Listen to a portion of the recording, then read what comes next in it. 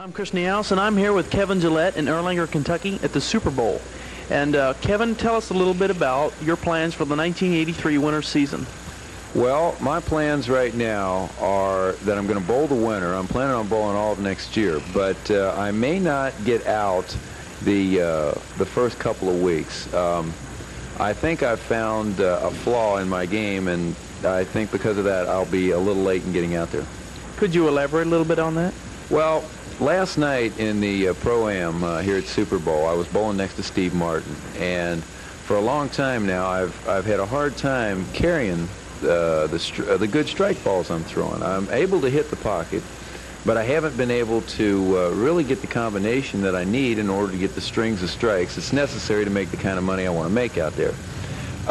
Steve was watching me, and he made a comment about my thumb position on my release. And I went home, looked at some footage that I have of myself, noticed that in almost every case that thumb position that he was talking about, when I was striking, the thumb position was in the proper position, and otherwise it wasn't.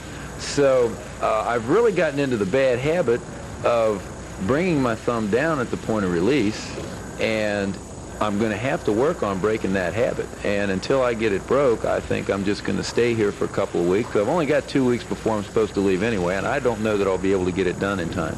So if I have to stay home a couple extra weeks, then I'll do it.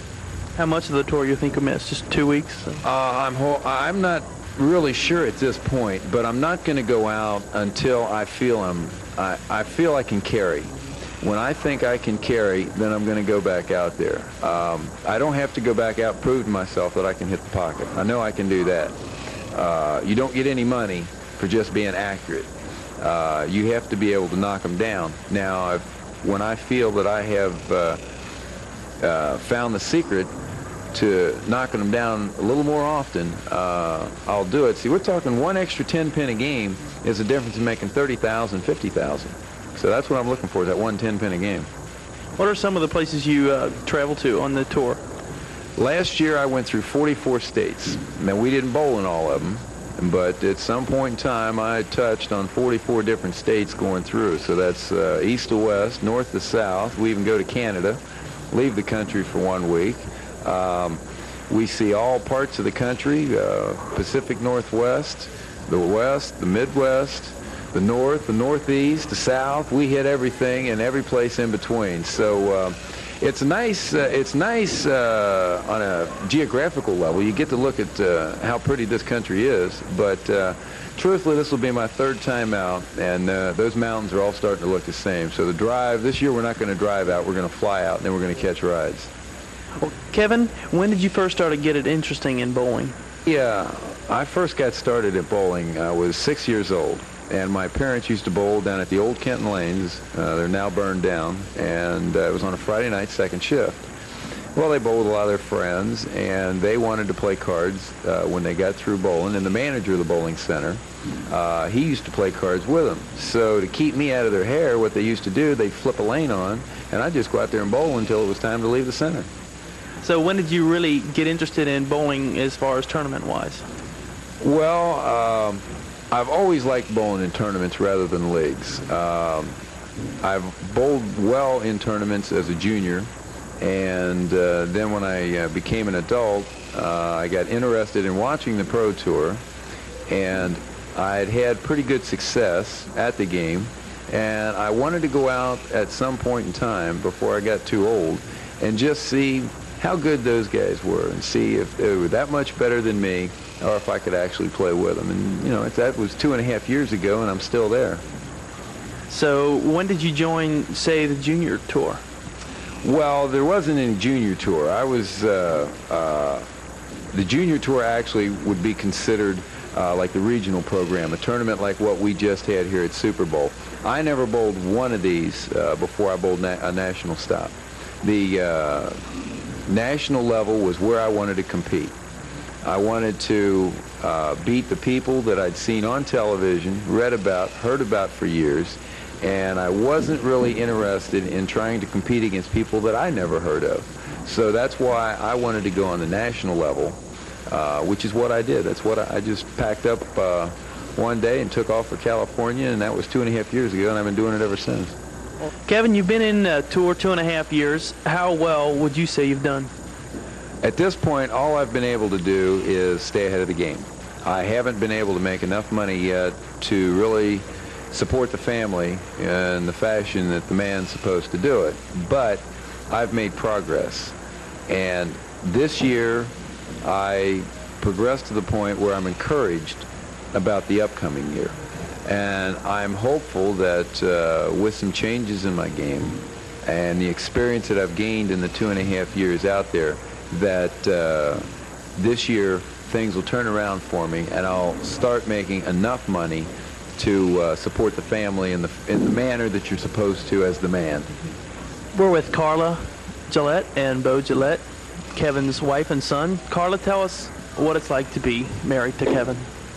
Well, it's exciting sometimes. It's very difficult sometimes. It's kind of a hard marriage, hard to be married to someone that's on the tour, because I have a full-time job and then we have two small children, well, Bo 10 and Brooke 4. And I work and then, take care of the kids. So it is kind of hard at times. But then on the other hand, at times when he's doing really well and everything, it really is exciting and it makes it all worth it. Bo, you're proud of your dad? Yeah, very much. Do you ever go with him when he's on a tour? Yeah, sometimes. Is it exciting? Does he always win? Well, not always, but I hope he does when I go with him. But you're proud of him? Yeah. Well, that's good. Well, Kevin Gillette graduated from Boone County High School and also went to Northern Kentucky University. Kevin, were there any other sports you were ever interested in? Yeah, when I first went to Northern, I went up there specifically just to take a few classes. And after the semester had started, rumors spread that there was going to be a baseball team, and I played baseball all the way through high school. I checked into it, and they were going to have a baseball team that year. That was going to be that was the first year that Northern had a team. Most of the guys I played against in high school, and nobody had gone there on a baseball scholarship or even thought about baseball. Most of us by this time had already started playing softball and hadn't been playing any baseball. But when we heard they were going to have a team, we all signed up and out we went. Now, we had softball uniforms. We didn't all look alike. Most of us were holding some sort of jobs and going to school, and then we had the added burden of playing the baseball. But that was quite an experience. The first year, we were terrible. None of us were really in shape to play. We didn't have any money to speak of from the university. It was more or less, if you guys want to play, we'll give you uniforms, and you can go ahead and represent the school. But we traveled around in our own cars. We'd pile 6 in every car, and we would travel to each and every city that we had to play in. And in a way, it gave me sort of a outlook on what the tour life would be like, because we were putting 2 and 3 guys in a room when we were out of town in the motels. And it was just shorter, though. We were only gone a day, maybe 2, instead of being gone 4 months, like I am at times out here on tour. But it was a great experience, and I got a chance yesterday to see Bill Akers, the coach at Northern, and I hadn't seen Bill in a long time, and he was out here at Super Bowl for this regional, and he came out to watch me bowl, and we went over the house on the break and had some lunch. And it was really nice to see him. I hadn't seen him in a long time, and we had a long conversation about that first year, that team. Well, I tell you, we were terrible, but we showed up. We tried, and towards the end, we gained a little respectability.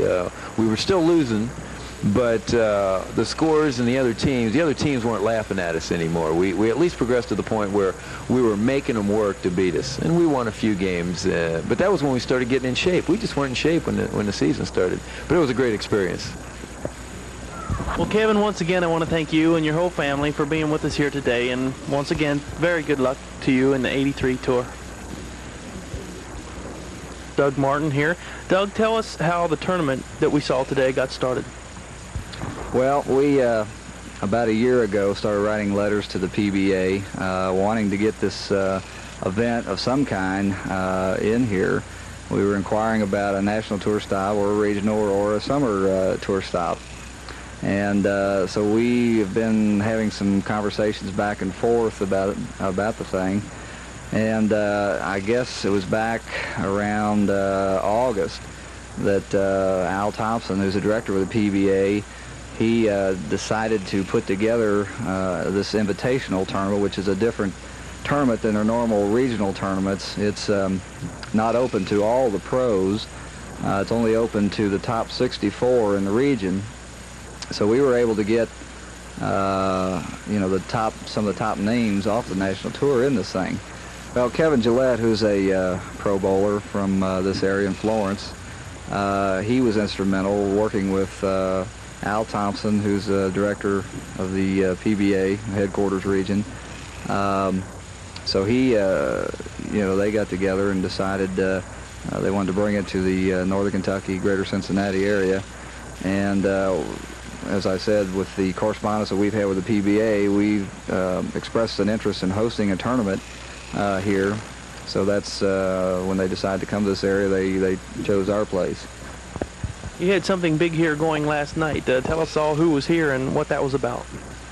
Well, we all had a really good time last night. That was the Pro-Am portion of the tournament.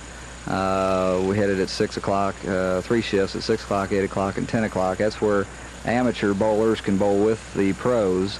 And we had a fantastic turnout of people. We had probably 500 spectators. We were wall-to-wall people in here. We had to turn a lot of people away, unfortunately. We had Johnny Bench came in and bowled with the pros on the celebrity portion of the Pro-Am, which was at 8 o'clock Saturday night. Let's see, Chris Collinsworth was also here.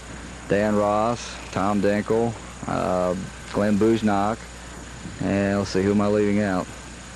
There's 3 or 4 other Bengals. I'll get in trouble if I don't mention their name probably, but they all had a great time, and the people really enjoyed it. They put on a fantastic show.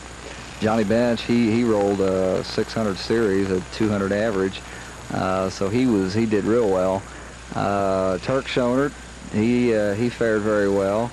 I think he rolled, I think he had about a 530 series, which is really good. And some of the other boys, Chris Collinsworth, I was watching him, and his last game he rolled 199. He missed 200 by 1 pin, but he was really rolling the ball there. Some of the other amateurs did real well. We had a Richard, let's see, Skolnich, I think is the way you pronounce that name. He won the amateur portion of the tournament. He's from bowls over Seymour Lanes, and so he did a good job. Everybody did great. It was just a fantastic show all the way around. We're going to be seeing some more bowling here at the Super Bowl on television, and I believe it's in March. And could you tell us something about that? Yes, we have been working with your people at Storer Cable to put local amateur bowlers here in Northern Kentucky in a tournament where they qualify, and then the winners will go on TV on Storer Cable.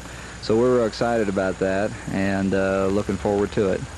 Doug, I bowl a lot, and I've never really seen as many lanes and as good a facilities, actually, as you have here at the Super Bowl. Is there any other place around Northern Kentucky or Cincinnati where they have 64 lanes and a double-deck system like you have?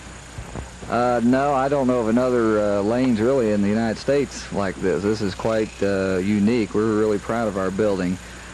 We do have 2 levels, 32 lanes on each level, a total of 64 lanes. We have a game room, a billiard room, a lounge, the Butterfield's Pub. So we've got also a pro shop here too. We've got about anything that people looking for entertainment would want, and so we're very proud of it, and we're pleased to be able to serve Northern Kentucky. The first Pro Bowlers Invitational held at the Super Bowl was a success. Kevin Gillette was instrumental in bringing it to the Super Bowl. We wish Kevin luck in the future. This has been Chris Niehaus reporting for Inside Northern Kentucky.